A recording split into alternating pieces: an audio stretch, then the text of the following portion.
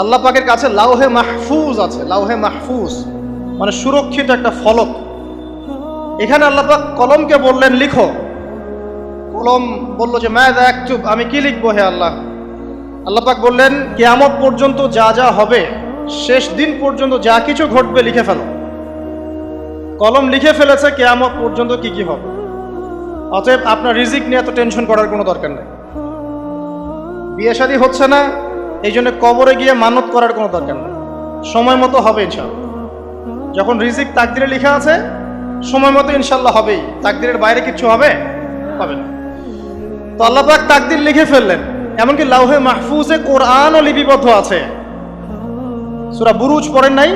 বাল হুয়া কুরআনুম মাজিদ ফি লাউহিম মাহফুজ। লাউহে মাহফুজ থেকে কোরআন মাজিদ নাজিল করা হয়েছে প্রথম আসমানে। এরপর প্রথম আসমান থেকে আস্তে আস্তে ধাপে ধাপে বিভিন্ন ঘটনার পালাক্রমে রাসূলুল্লাহ সাল্লাল্লাহু আলাইহি ওয়াসাল্লামের কলবের মধ্যে জিবরাইল আলাইহিস সালামের মারফতে ওহী করা হয়েছে।